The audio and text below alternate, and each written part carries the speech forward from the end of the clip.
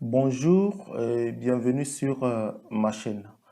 Et dans cette vidéo, nous allons apprendre comment utiliser une formule de recherche, particulièrement précisément la formule de recherche V. Ici, nous avons ce tableau de 4 colonnes dont code, nom, montant de vente, ville.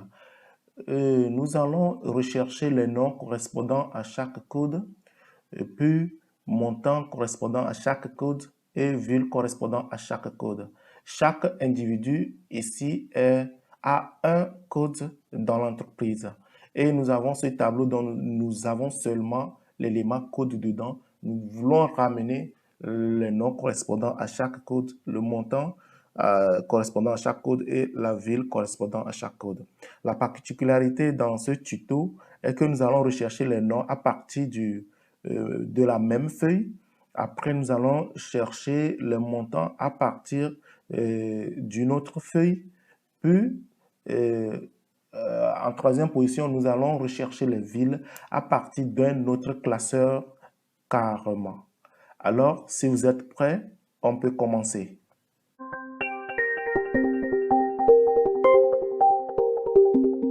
Pour utiliser la formule de recherche V, nous avons besoin de la source des données. Il faut disposer la source des données. Ici, le nom, nous allons le prendre dans ce tableau qui constitue notre source de données. Donc, on fait égal, on tape recherche. Donc, les formules même sortent, on choisit recherche V. Ici, qu'est-ce que nous voulons rechercher dans le tableau de source? Nous voulons rechercher le code. Ici. Dans notre tableau ici, les codes sont classés par ordre croissant du haut vers le bas. Mais dans le tableau de source, les codes ne sont pas classés par ordre. Donc ici, c'est un tableau tellement large, on n'aura pas le temps de trouver un à un le nom correspondant à chaque code parce que ce n'est pas dans l'ordre pour pouvoir repérer sa position rapidement. L'élément que nous recherchons, c'est le code. Donc, on fait recherche V, on choisit le code ici, on fait point virgule. Maintenant, attention, on vient dans le tableau de source et on sélectionne à partir de la colonne dans laquelle nous voulons rechercher l'élément à rechercher.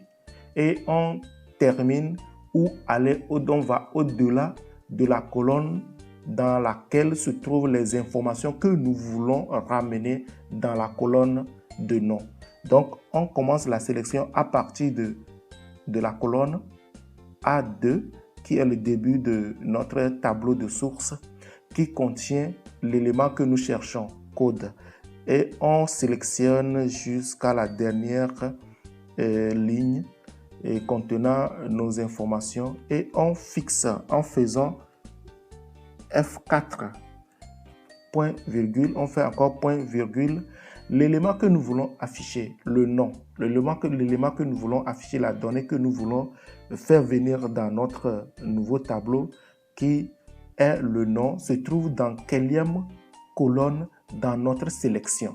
Il se trouve dans la deuxième colonne dans notre sélection. Donc, on met 2 et on fait point virgule encore. Le Excel nous affiche les deux lignes là ici et nous demande si nous voulons une valeur approximative, une valeur correspondante approximative ou une valeur correspondante exacte. Ce que nous voulons, c'est une valeur correspondante exacte. On double-clique dessus, on ferme la parenthèse et on fait entrer. Et il nous sort l'information que nous cherchons. Et pour avoir la formule sur les autres lignes, on met le pointeur. Le pointeur s'affiche dans le tableau comme une croix. Ça, c'est une croix un peu large. Mais il faut venir sur le point en bas à droite ici de la cellule sélectionnée et le pointeur change en une croix noire plus petite. Et on fait clic gauche enfoncé et on tire. Clic gauche enfoncé et on tire comme ça.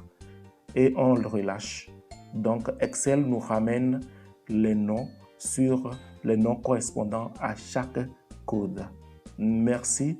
Pour le suivant, nous allons rechercher les montants à partir d'une autre feuille. C'est le même principe. On fait égal recherche V. On prend la recherche V. Nous voulons rechercher le code. On choisit le code comme ça et on vient sur le tableau de source. C'est sur une autre feuille. On clique montant. On sélectionne à partir de la colonne qui contient l'information recherchée, le code. On veut ressortir le montant. On s'arrête minimum sur la colonne qui contient le montant ou on peut aller au-delà. Il n'y a pas de problème.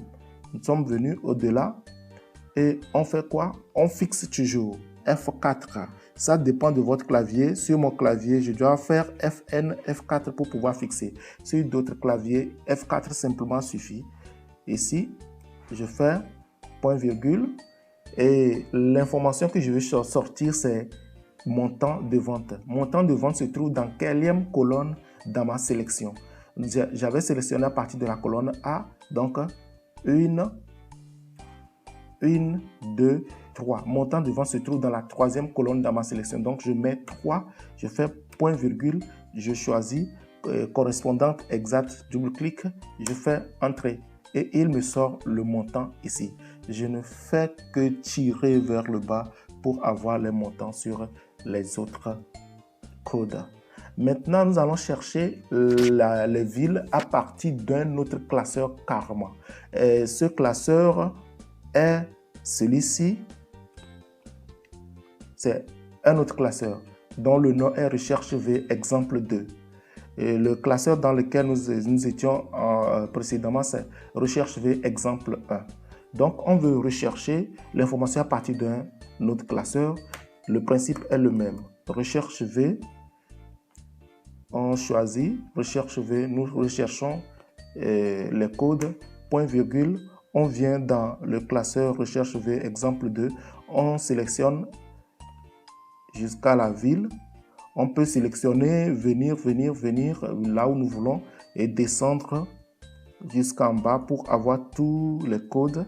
Et ici, comme c'est dans un autre classeur, Excel même fixe la sélection. Nous voyons les dollars, c'est fixé. Quand il n'y a pas les dollars, ce n'est pas fixé. Donc, on fait point virgule. L'information que nous voulons sortir se trouve dans quelle colonne? L'information que nous voulons sortir se trouve dans la quatrième colonne. 1, 2, 3, 4. Donc, on met 4, on fait point virgule, on choisit correspondante exacte, on fait entrée et il nous sort la ville correspondante à chaque code. On tire jusqu'en bas et nous avons la ville. Voilà comment marchait la formule de recherche V. Et la formule de recherche V a ses avantages. Il nous permet de